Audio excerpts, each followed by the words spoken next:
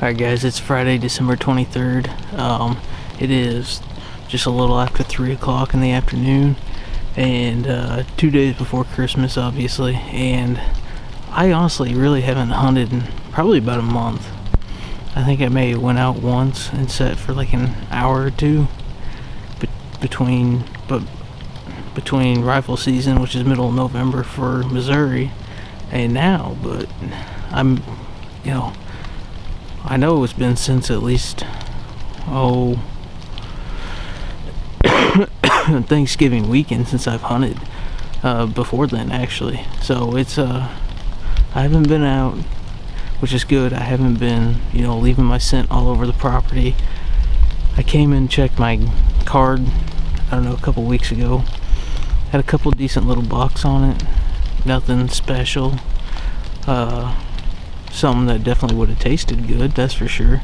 And then my batteries died, so I don't know what all's up here. I got a little bit of clover left in what's part of my miserable clover plot that I had this year because I forgot to spray it off. And I can tell that they're really starting to eat it down. I think their food sources are starting to run low, so they're definitely trying to find every food source that they can. The temperatures got down to like the single digits and negatives a couple days, so they're definitely looking for food sources then, especially after the rut, after they do all their running. But we've warmed back up. As you can see, it's rainy. It's been misting and raining, and it was sleeting this morning. It's been a pretty nasty day, but I think it's up right around 42 degrees, somewhere around in there. I don't know if I'll see any movement tonight, but I'm gonna give it a shot. I know I got my new 2017 Bear Moment Trophy Ridge accessories. The quiver's chock full of Black Eagle arrows. I mean, we got all the right equipment. We just need the right deer to walk out. Right now I'll take a doe because I haven't gotten a deer yet this year. I haven't even shot at a doe. I shot a buck back on 2 months ago, October 21st, I believe it was. Never found a drop of blood, never found my arrow, never found any hair, found a few tracks, but after that I have no idea where he went. I'm pretty sure I made a good shot. Maybe he was just bleeding internally and never could find any blood. He ran over onto a neighbor's property while the direction his tracks were going. I don't have permission to go over there. As far as I could look, obviously as my eyes could see onto the property, I didn't see him or his body. So I don't know what's going on. May not see anything today, may see everything. So keep watching.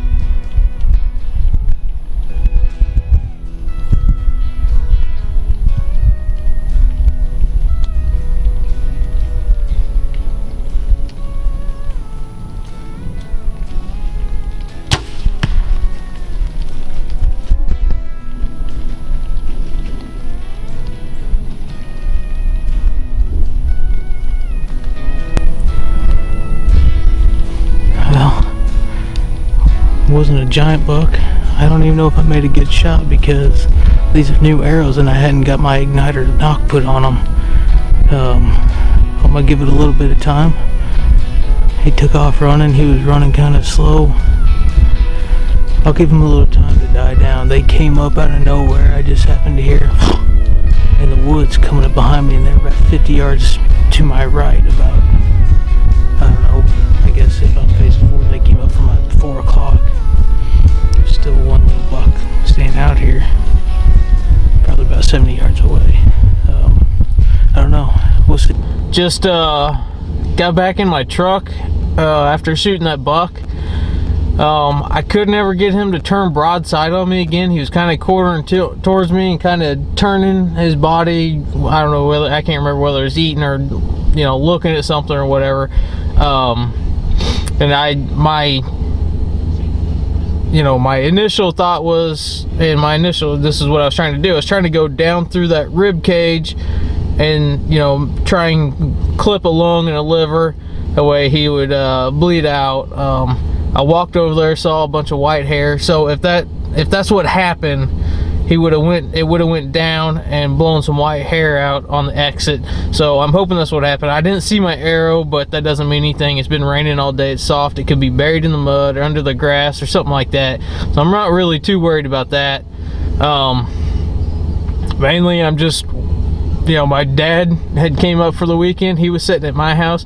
My brother had just got off work and was coming up. He was probably 20-30 minutes away, so he was going to head home. My dad was leaving my house and heading over to my brother's house, and they were gonna grab some lights. My brother was gonna change clothes and everything, and they were gonna come help me look. So I'm gonna sit here and wait for them for a little while, wait till they get here, and then we're gonna go out and look, which is good because it'll give him plenty of time to lay down, bleed out, whatever he's got to do, and that'll be the story of that, hopefully.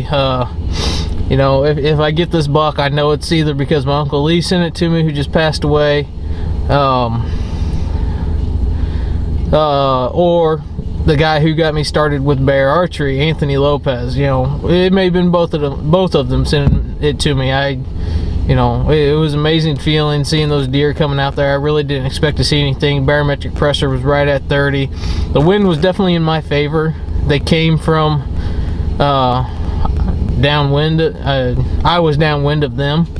So, you know, they weren't smelling me or anything. They came right out there. Like I said, they were searching for food. They were looking in that clover out there, that terrible clover plot that I got. You know, they came out, surprised me, and like I said, it had been raining all day, so I didn't even hear them coming through the woods. There were, what, 4 or 5 of them, and I was sitting there, and I hear, sounded like a horse. Well, there's horses back over here, and that's the direction they were coming from. I thought, man, one of those horses got out. So I turned and I looked, and I saw, you know, a little spike or 4-pointer or whatever it was. I thought, oh man, they're back in their bachelor groups. So, you know, I saw a couple more bodies going through. Okay, there's some bucks coming. There's a group of bucks coming. So I stood up and I grabbed that, you know, bear moment off that Morph Pro bow hanger. You know, drew back. So it felt like I held that arrow, that Black Eagle arrow, forever there at full draw. Finally, he turned just enough to where I could get my pin on him, and he was like 32 yards. I think I've, you know, ranged that at before. He was I'm very familiar with my yardages at this place, so I know my yardage wasn't incorrect, and definitely my equipment wasn't incorrect. If anything, it was human error. But you know, he ran off really slow, so I'm very optimistic about this.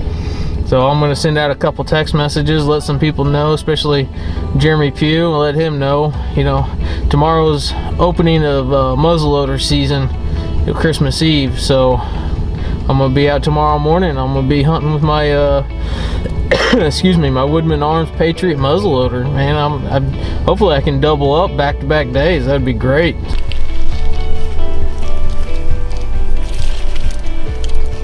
Blood. Good blood?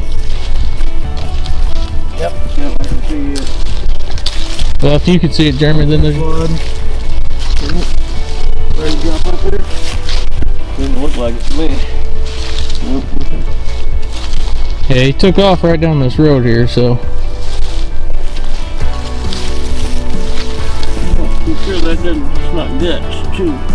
Could be. It smells.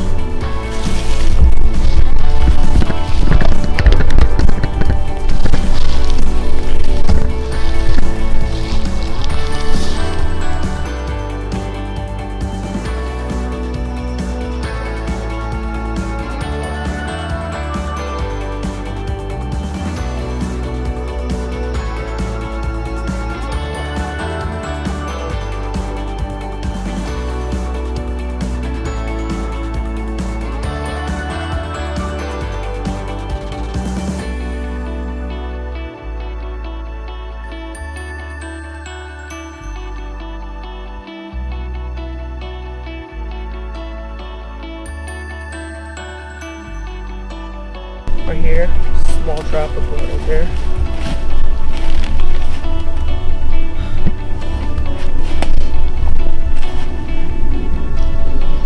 More right here. Right here. Here. Yeah, I'm not even seeing when it says here and here.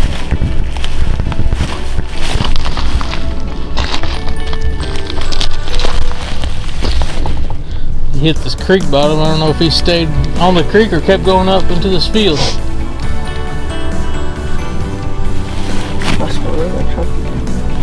Right here.